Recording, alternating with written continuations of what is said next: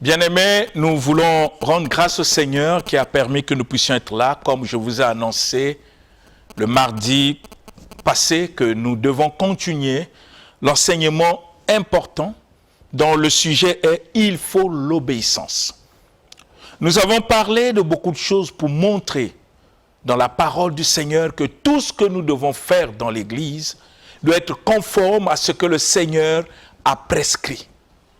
Nous avons vu beaucoup de sujets concernant l'obéissance. C'est la raison pour laquelle le Seigneur a inspiré la parole pour que nous puissions avoir la connaissance.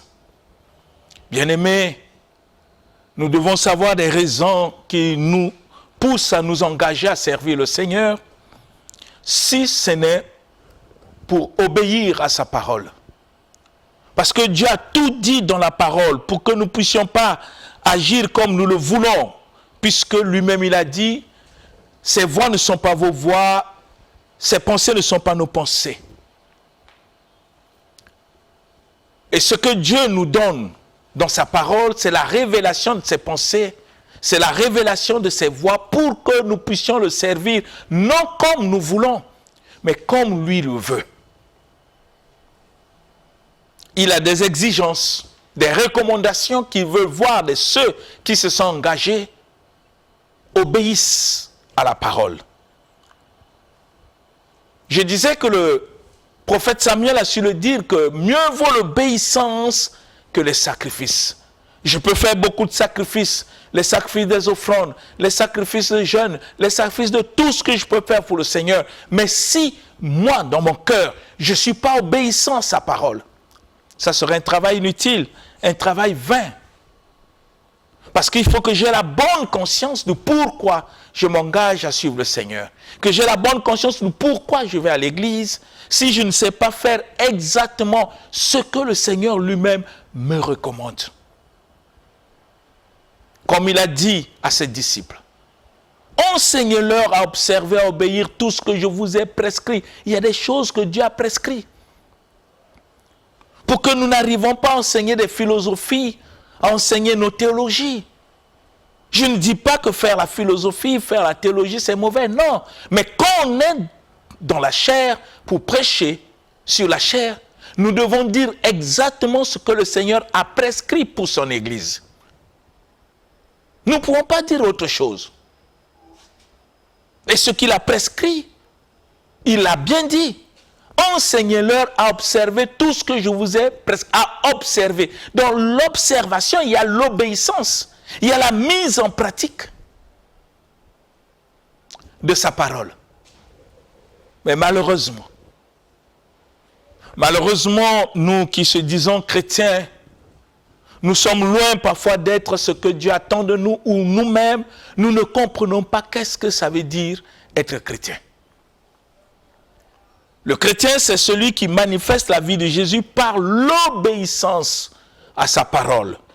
Et nous avons vu dans tous les domaines, le Seigneur explique pour que nous ne puissions pas nous tromper ou introduire nos pensées, nos imaginations dans son œuvre, que nous puissions simplement nous soumettre en appliquant ce que le Seigneur nous a prescrit dans notre vie.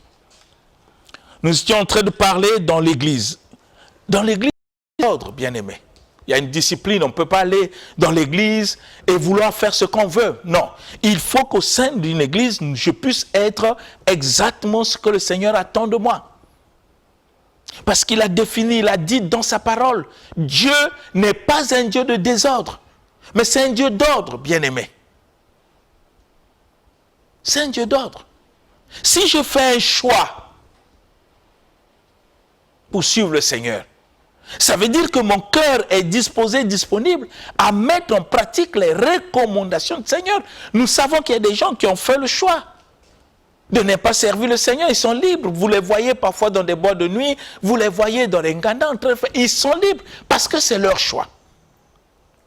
Mais je ne peux pas faire un choix pour aller à l'église et être désobéissant à la parole du Seigneur.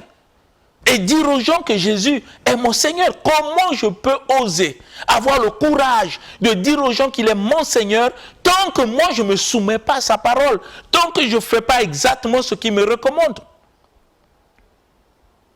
tant que je ne mets pas en pratique sa parole. Et nous allons écouter ce que lui-même il dit dans sa parole. Ce n'est pas Pierre, ce n'est pas Paul, ce n'est pas un apôtre, mais lui-même Jésus.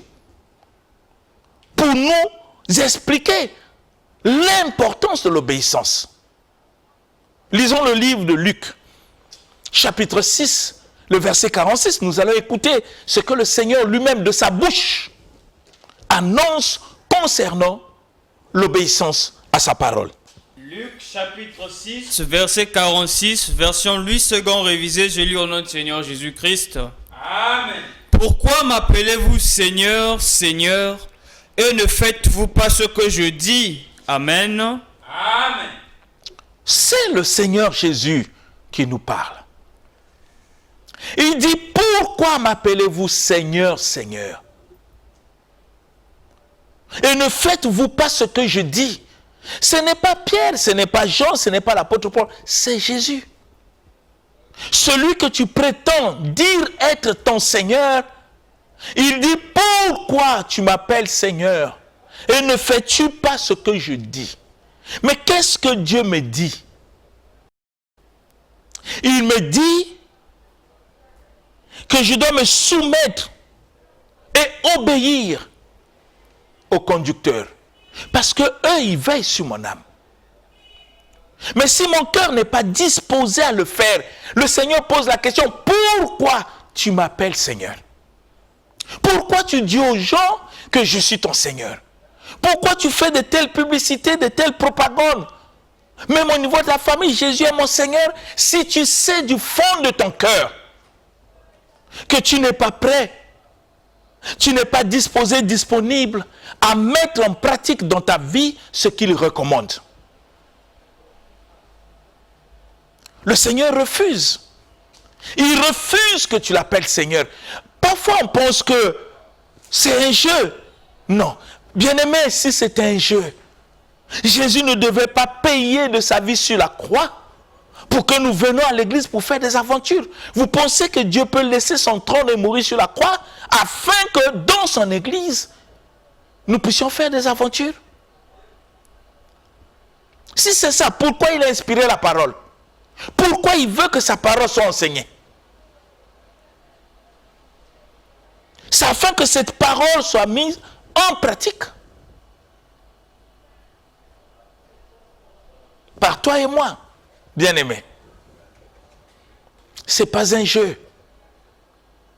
C'est une question de vie. Je ne peux pas continuer à me mentir moi-même en réclamant qu'il est mon Seigneur si je ne suis pas prêt à me soumettre à sa volonté. Si je ne suis pas prêt à faire exactement ce qu'il me recommande dans sa parole. C'est l'ordre qu'il a établi dans l'Église. Et c'est ce qu'il recommande à toi, à moi, à nous tous. Et cette parole ne vient pas des hommes. Comme je l'ai dit, ce n'est pas le pasteur, l'apôtre, l'évangéliste, ou le prophète, ou le docteur qui nous exige l'obéissance. Non, c'est celui que nous réclamons être notre Seigneur, Jésus-Christ. C'est lui qui nous exige l'obéissance et la soumission à l'égard de ceux qui nous conduisent dans le Seigneur. Est-ce que sommes-nous prêts à mettre en pratique la parole de Dieu? Bien-aimés, sommes-nous prêts? Toi qui m'entends, tu vas à l'église, tu chantes Dieu, tu l'adores, c'est bon. Mais est-ce que ton cœur obéit? Est-ce que ton cœur met en pratique ce que lui recommande? Est-ce que nous vivons selon les recommandations du Seigneur? Est-ce que nous vivons selon ce qu'il a prescrit? J'aimerais que chacun réfléchisse pour ne pas prendre sa vie chrétienne à la légère. Que nous comprenions ce que le Seigneur nous recommande. C'est ainsi qu'il veut que son Église y ait l'ordre. Afin que chacun ne puisse pas faire ce qu'il veut, ce qu'il pense au nom du Saint-Esprit. Non. Ce qui est enseigné, c'est l'œuvre même du Saint-Esprit parce que toute parole est inspirée de Dieu. Et c'est poussé par le Saint-Esprit que ces hommes parlent de la part du Seigneur. Nous dit la parole. Et l'Apocalypse va toujours plus loin pour dire que celui qui a des oreilles écoute ce que l'Esprit dit aux églises. Quand on dit ce que l'Esprit dit, ça ne veut pas dire que les gens doivent rentrer en transe, mais c'est par les enseignements que Dieu nous donne, nous transmet à travers les hommes qu'il a confié l'évangile pour nous enseigner. Mais malheureusement, parfois on voit qu'on est loin. On est membre de l'Église, mais on n'est pas l'Église du Seigneur. Nous sommes dans l'Église, mais nous ne sommes pas de l'Église. Vous voyez? Des chrétiens, des vrais chrétiens déterminés, qui ont fait, non pour aller chercher des miracles, pour aller chercher le mariage, non, ils ont fait un choix de se soumettre à la volonté du Seigneur, faire de la parole de Dieu leur vie. C'est une question de responsabilité. L'ambiance, ce n'est pas un jeu. Parce que quelqu'un a de sa vie sur la croix. Notre Seigneur. C'est ainsi qu'il nous montre, quand nous venons à l'église, ce que nous devons faire, pas ce que nous pensons faire à notre manière, mais ce que lui, il a prescrit. Et dans le livre de Thessaloniciens auquel on s'était arrêté, parce que j'avais dit, c'est ce livre pour que nous revoyions ce que le Seigneur nous recommande, nous, étant que chrétiens, pour son Église, dans 1 Thessaloniciens chapitre 5, versets 12 à 13, si on peut nous refaire la lecture, parce que nous avons lu ça le mardi passé, nous allons relire parce qu'on n'avait pas fini de développer pour comprendre ce que Dieu attend de nous. 1 Thessaloniciens chapitre 5, verset 12 au verset 13, j'ai lu au nom du Seigneur Jésus-Christ. Amen. Nous vous prions, frères, d'avoir de l'affection pour ceux qui travaillent parmi vous, qui vous dirigent dans les seigneurs et qui vous exhortent. Ayez pour eux beaucoup d'affection à cause de leur œuvre. Soyez en paix entre vous. Amen. Amen. Voyez comment le Seigneur recommande dans sa parole. Ce n'est pas un homme de Dieu qui nous recommande ces choses. C'est notre Seigneur Jésus, mon frère, ma soeur. Toi qui me suis, il faut comprendre. Ce que nous sommes en train de lire, c'est les recommandations du Seigneur. Pour ceux qui sont engagés à le servir. Ce que nous devons faire dans nos églises. On nous a lu Ségan, mais je vais vous lire un autre message, une autre version de la Bible, vous allez comprendre ce que Dieu dit. Il dit, frères, nous vous prions, frères, nous vous demandons, écoutez bien, de respecter ceux qui travaillent parmi vous, ceux qui, par ordre du Seigneur, vous dirigent et vous avertissent. Voilà une autre version. Par ordre du Seigneur, ils vous dirigent et ils vous avertissent. Mais ils vous avertissent parce qu'ils veillent sur vos âmes. C'est la mission que Dieu les a confiée. Le verset 13 dit, manifestez-leur beaucoup d'estime et d'amour à cause de leur activité. Vivez en paix entre vous. Vous voyez des versions, comment ça explique la profondeur de ce que le Seigneur attend de nous. Et nous devons nous poser la question, est-ce que c'est ça ce que je suis dans l'église? Quand je rentre dans l'église, quel regard j'ai envers ceux qui me dirigent? Quelle attitude intérieure j'ai envers ceux qui me dirigent? Quel état d'esprit j'ai envers ceux qui me dirigent quand je les vois? Quelle pensée j'ai envers ceux qui me dirigent? Si mon intérieur n'est pas conforme à ce que le Seigneur m'exige à l'égard de ces personnes auxquelles Dieu a confié la mission, comme dit ce verset, c'est par ordre du Seigneur qu'ils nous dirigent et qu'ils nous avertissent. Ce n'est pas ordre. Parce que Dieu les a mandatés. Quel est le regard que j'ai quand je vois mon pasteur, quand je vois les conducteurs? Quel regard, quelle pensée, quelle attitude? Est-ce que mon attitude vis-à-vis de ceux qui me dirigent dans le Seigneur, dans l'Église, est conforme aux recommandations du Seigneur? Est-ce que j'ai cet état d'esprit auquel le Seigneur me recommande pour que je puisse dire, je viens à l'église pour servir le Seigneur? Parce que servir Dieu, c'est accepter de se soumettre d'abord à sa parole. Je peux être chantre, mais si je ne me soumets pas à la parole de Dieu, à quoi serviraient les cantiques à l'honneur de Dieu que je chante à l'église? Ça servira à quoi? Quand Dieu sonde mon cœur, qu'est-ce qu'il trouve? Que je suis obéissant à sa parole? C'est ainsi que Jésus a dit, pourquoi tu m'appelles Seigneur?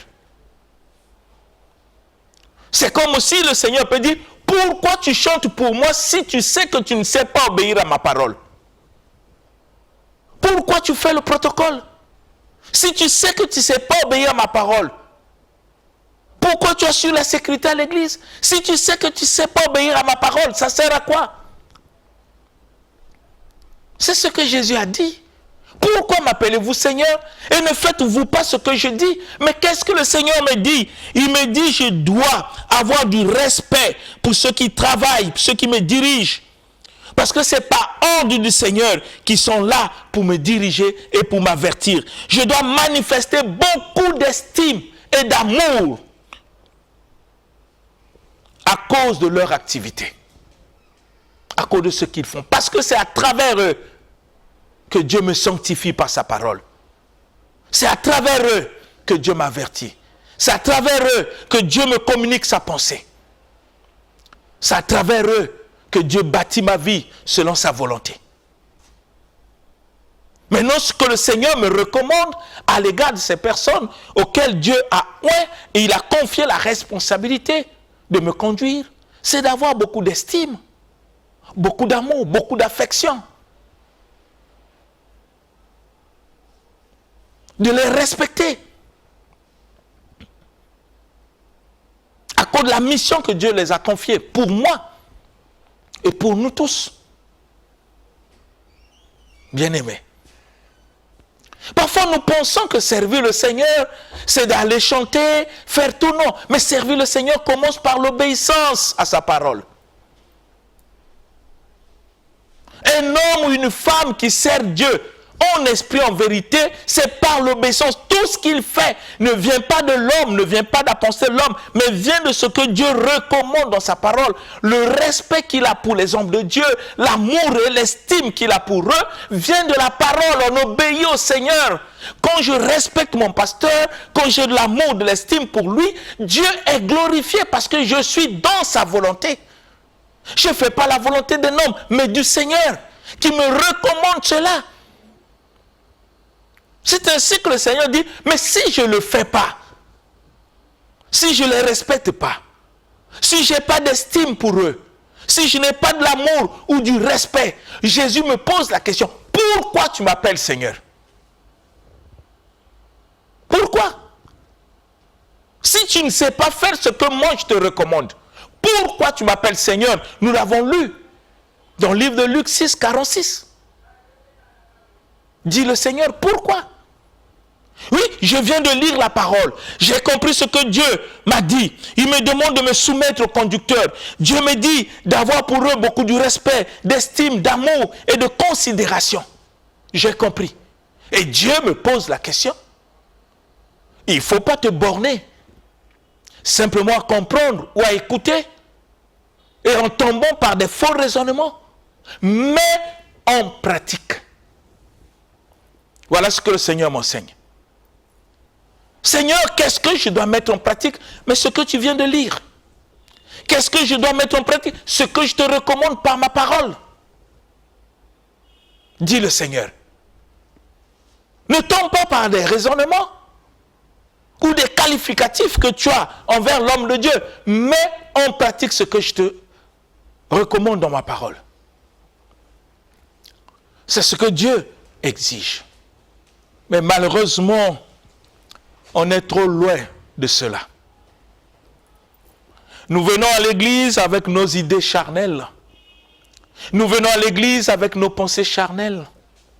Nous venons à l'église comme si par notre être, par notre nature humaine, nous allons attirer l'approbation de Dieu. Non, l'approbation de Dieu s'attire par l'œuvre que lui nous recommande dans sa parole, par l'obéissance des choses que lui-même il a préparées d'avance afin que nous puissions les pratiquer. Mais qu'est-ce que Dieu a préparé d'avance? C'est la soumission, l'obéissance, la considération, l'affection, l'estime, l'amour que nous devons avoir à l'égard des serviteurs. Dieu attend que je me convertisse pour que je puisse mettre en pratique ses recommandations. Et c'est ce que nous sommes. Raison pour laquelle nous disons aux gens que nous sommes chrétiens, bien-aimés. Comment je peux être fier de dire aux gens que je suis chrétien si au fond de mon cœur, ce n'est pas ce que moi je fais dans l'église? Ce n'est pas le regard que j'ai envers les conducteurs. Comment je peux dire aux gens que je suis chrétien bien-aimé? Comment? Même toi-même, réfléchis. C'est sur quelle base de la parole que je dis aux gens que je suis chrétien? Tu me diras, non, pasteur, c'est parce que je crois en Dieu. Mais tu n'es pas le seul à croire en Dieu. Les démons aussi croient. Les démons croient, dit la parole dans le livre de Jacques. Tu crois en Dieu, tu fais bien, mais sache aussi que les démons croient. Ce n'est pas ça qui fait de toi chrétien parce que tu as cru. Tu peux aller chez un féticheur et te dire, moi aussi je crois en Dieu. Tu trouveras devant ces fétiches la Bible ouverte. Ce n'est pas cela que Dieu attend de nous. Tout le monde peut dire qu'il croit en Dieu. Mais croire en Dieu, c'est mettre en pratique ce qu'il nous recommande. Croire en Dieu, c'est obéir à ce qu'il nous recommande dans sa parole. Si notre cœur n'est pas prêt à le faire, bien-aimé, cessons d'appeler Jésus notre Seigneur. On ne peut pas faire un choix d'être chrétien. On ne peut pas faire un choix d'être membre d'une église si à l'intérieur de nous, on n'est pas prêt à mettre en pratique ce que le Seigneur nous recommande. Comment je peux faire un choix et nier ce qui fait la force de ce choix, la parole de Dieu? Comment, bien-aimé? Je suis membre d'une église, mais je ne fais pas ce que le Seigneur me recommande. Je suis qui exactement? Je dirai aux gens, je suis qui? Parce que le chrétien, c'est celui qui pratique. C'est celui qui fait. Bon, maintenant, moi, je ne fais pas. Je suis qui? C'est des questions qui doivent trouver des réponses pour que nous puissions sortir de cette aventure où nous avons pris l'église comme un lieu touristique, un lieu d'amusement. Non, c'est une question de vie, je vous l'ai dit, je le répète tout le temps. Et les véritables chrétiens sont des hommes et des femmes responsables de leur engagement, déterminés pour prouver à Dieu leur loyauté, leur fidélité dans l'obéissance à sa parole. C'est des personnes qui ont accepté de se soumettre au Seigneur par l'obéissance à sa parole, de faire exactement ce que le Seigneur leur recommande dans sa parole. Ce n'est pas des personnes qui viennent pour discuter, ce n'est pas des personnes qui viennent pour imposer leur orgueil. Non. L'Église est composée de gens humbles, des gens qui vivent par humilité, dans l'obéissance à la parole, qui refusent de manifester leur moi, parce que leur moi a été crucifié avec le Seigneur sur la croix. Des gens qui ont compris l'évangile, des gens qui sont sérieux, qui savent pourquoi ils se sont engagés. Rappelez-vous de ce que Jésus lui-même a dit. Avant de t'engager à faire quelque chose, réfléchis. Le Seigneur ne nous recommande pas de s'engager comme des moutons.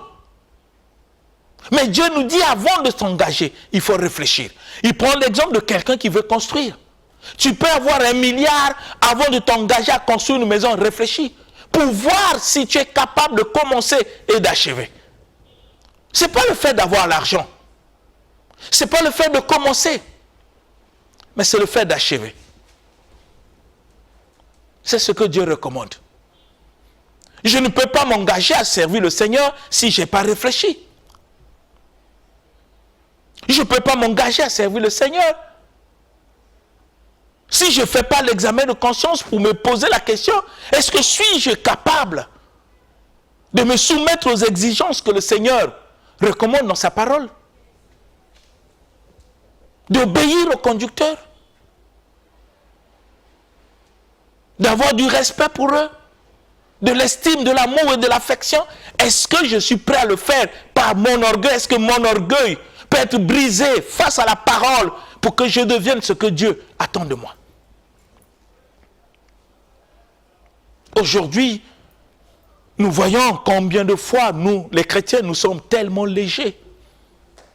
Et on pense qu'être chrétien, c'est l'ambiance. On pense qu'être chrétien, c'est l'aventure. Non, bien aimé, c'est une responsabilité. C'est un engagement de vie. Ce n'est pas l'amusement. C'est à cause de cela que nous ignorons la valeur de l'évangile. Nous cherchons des accessoires comme des miracles, tout ça. Nous ignorons la valeur. Les valeurs que nous recommande le Seigneur par l'évangile. L'obéissance, c'est une valeur qui peut impacter ma famille, qui peut impacter mes amis, qui peut impacter une nation. Et c'est un peu d'imaginer que dans ta famille, on te connaît comme quelqu'un qui provoque les querelles, comme quelqu'un qui s'est volé, comme quelqu'un qui ment, et que tu as pris l'engagement de suivre le Seigneur, et que ton cœur est prêt, disposé à obéir. Une fois que tu commences à faire exactement ce que le Seigneur te recommande dans sa parole, par l'obéissance, c'est-à-dire la mise en pratique de ce qu'il recommande par ta vie, tu n'as pas besoin de dire à ta famille que tu pries. Ils vont constater l'impact de la parole par le changement qui se produit dans ta vie. Ils seront convaincus. Tu n'as pas besoin de les convaincre par des paroles. Il faut les convaincre par ta vie,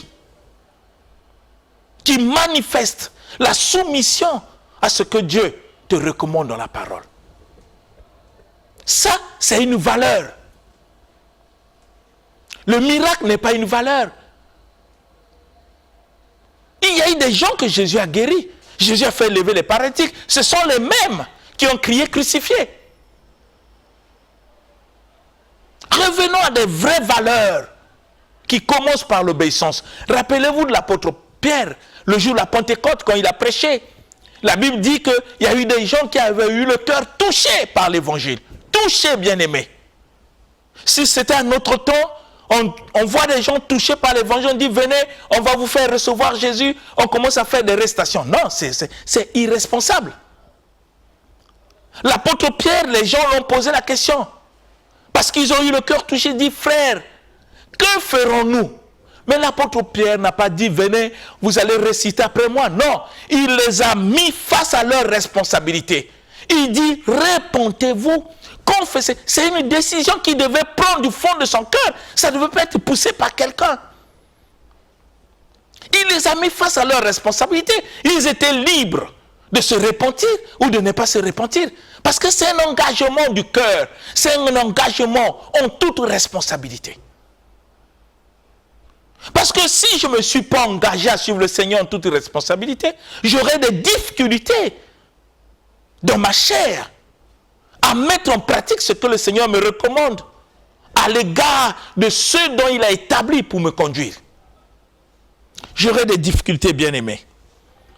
Et vous allez voir que tous ceux qui ont servi le Seigneur, ils étaient soumis à ceux dont Dieu a donné mandat de conduire les autres. Quand nous lisons le livre de 2 Timothée, chapitre 2, le verset 1 jusqu'au verset 7, qu'est-ce qui est écrit? Ce sont des exemples qui nous montrent qu'il y a eu des gens qui ont compris la valeur de l'obéissance au conducteur. 2 Timothée chapitre 2, Du verset 1 au verset 7, je lis au nom du Seigneur Jésus-Christ. Amen. Toi donc, mon enfant, fortifie-toi dans la grâce qui est en Jésus-Christ. Et ce que tu as entendu de moi, en présence de beaucoup de témoins, confie-le à des hommes fidèles, qui soient capables de l'enseigner à d'autres. Souffre avec moi comme un bon soldat de Jésus-Christ. Il n'est pas de soldat qui s'embarrasse des affaires de la vie s'il veut plaire à celui qui l'a enrôlé. Et l'athlète n'est pas couronné s'il n'a pas combattu suivant les règles. Il faut que les laboureurs travaillent avant de recueillir les fruits. Comprends ce que je dis, car le Seigneur te donnera de l'intelligence en toutes choses. Amen. Amen. Timothée était soumis à Paul. Parce qu'il savait la valeur, la soumission. C'est ainsi que Paul était fier de lui dire, toi mon enfant, fortifie-toi dans la grâce qui est en Jésus-Christ. Et ce que tu as entendu de moi, ce que tu as entendu de moi, en présence de beaucoup de témoins, confie-les. Ce que tu as entendu de moi. Mais Timothée était évangéliste. Il pouvait dire, mais comment? Moi aussi j'ai le Saint-Esprit. Mais il a compris. Je dois suivre celui dont Dieu a confié le mandat. Quand il me recommande de faire quelque chose, c'est ça ce que je dois faire. Ce que tu as entendu de moi, confie-les. C'est ainsi que vous voyez dans l'église, on est dans une même église, mais nous avons plusieurs doctrines. Vous trouverez des personnes auxquelles le pasteur peut prêcher, et après la fin de la prédication, il se retire à côté avec un groupe de frères, il commence à contredire le pasteur pour leur enseigner ce que lui pense être juste, et tant qu'il n'a pas été mandaté pour le faire. C'est une rébellion. C'est la désobéissance aux choses de Dieu.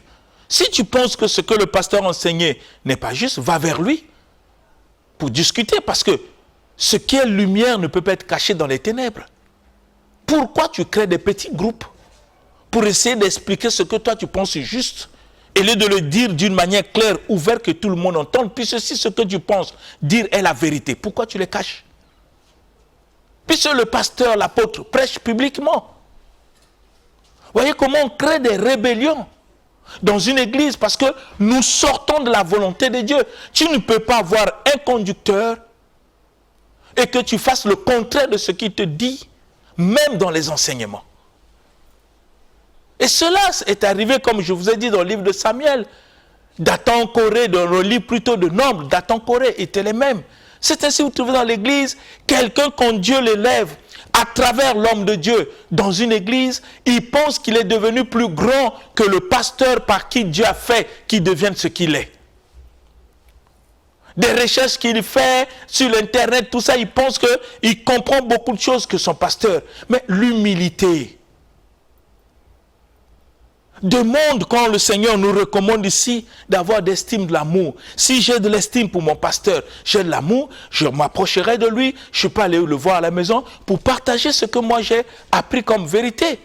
Pas dans le sens de lui montrer qu'il ne sait pas, dans le sens de l'aider aussi, s'il est, je dis s'il est, entre parenthèses, dans l'erreur.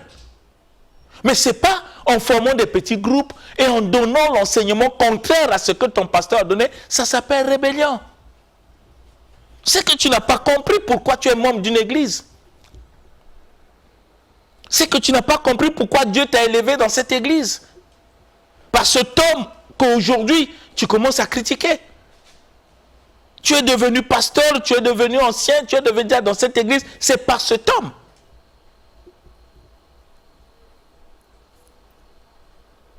Voyez comment nous fonctionnons dans l'église, en dehors même de la volonté de Dieu. Parce que dans notre cœur, nous n'avons pas d'estime et de l'amour pour ceux qui nous dirigent. Nous créons des trucs parallèles.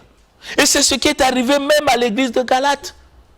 Quand Paul est venu prêcher la vérité de l'évangile, Il y a eu des frères, des faux frères qui sont venus introduire des choses. Et l'apôtre Paul dit même que je m'étonne que vous vous détournez de ce que je vous ai enseigné pour passer à un autre évangile. Pourquoi nous avons peur de présenter ce que nous croyons être juste à celui dont Dieu a établi? Mais l'apôtre Paul recommande à Timothée, son fils. Et Timothée sait ce qu'il doit transmettre. C'est ce qu'il a reçu de Dieu par Paul. Et c'est ça ce qu'il doit transmettre. C'est une continuité de la vision. Une continuité du message. Parce qu'il n'y en a pas deux. Il n'y a que l'évangile. Mais aujourd'hui, vous trouverez des gens au sein de l'église qui sèment des troubles parce qu'ils pensent qu'ils sont charismatiques plus que le pasteur, ils sont ceci, et ils commencent à créer, et c'est comme ça qu'il y a des divisions, ou des églises qui naissent par division, et non par appel. Et c'est ce qui affaiblit même l'église. Et c'est ce qui fait que l'église dans une nation n'a pas d'impact. On peut avoir 400 000 églises, mais vous trouverez, il n'y a pas d'impact. Pourquoi? Parce que comment ces églises sont nées? Comment ces églises sont nées?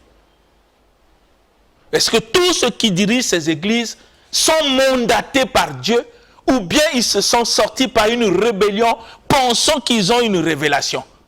Quelle est la révélation qui peut mettre en cause l'évangile? C'est quelle révélation? Comme j'ai entendu quelque part, on en parlera. Ou quelqu'un qui passe aux réseaux sociaux qui dit que nous on est au temps de la grâce, donc on est libre, on peut faire tout ce qu'on veut. Comme si la grâce nous pousse à pécher, comme si la grâce nous pousse à mentir, comme si la grâce nous pousse à divorcer, comme si la grâce nous pousse à haïr les autres. C'est quel genre de grâce ça? Et tant que la grâce qui est source du salut nous enseigne à renoncer. C'est parfois des doctrines qui naissent par là. Parce que nous n'avons pas compris ce que Dieu dit, de se soumettre. Et Timothée se soumettait à Paul. Timothée faisait exactement ce que Paul lui recommandait de la part du Seigneur. C'est ainsi qu'il a reçu. Et vous allez voir aussi Tite, qui travaillait avec Paul, mais il travaillait sous ordre de Paul. Mais aujourd'hui, vous trouverez dans l'église, le pasteur pas dire, oh, ça, il paye l'appel à faire, dit, regarde, voilà ce qui est écrit, mais ce qu'il dit là, tu dis ça à ton pasteur. Voilà l'état de cœur que nous avons, et nous voulons que Dieu puisse faire des grandes choses dans notre vie. Bien-aimés, on n'est pas dans la volonté de Dieu quand on a cet état de cœur. Je vous ai dit, quand tu as un problème qui t'embête, que tu ne trouves pas, va voir ton pasteur avec beaucoup d'amour, avec beaucoup d'estime pour lui parler d'une manière calme. Ne sois pas un concurrent de celui que Dieu a mandaté. Bien-aimés, nous allons continuer le mardi prochain. C'était long pour qu'il y ait l'ordre dans l'église. Nous comprenons pourquoi nous sommes membres de l'église et ce que Dieu attend de nous. Que ça puisse être ainsi, que le Seigneur nous bénisse, que cette parole soit gravée dans notre cœur, que le Saint-Esprit nous le répète. C'est dans le nom de Jésus que j'ai ainsi demandé. Amen. Amen. L'émission Parole de vie avec le pasteur Lévi Nikwe, chaque mardi à partir de 17h10 sur DRTV Internet.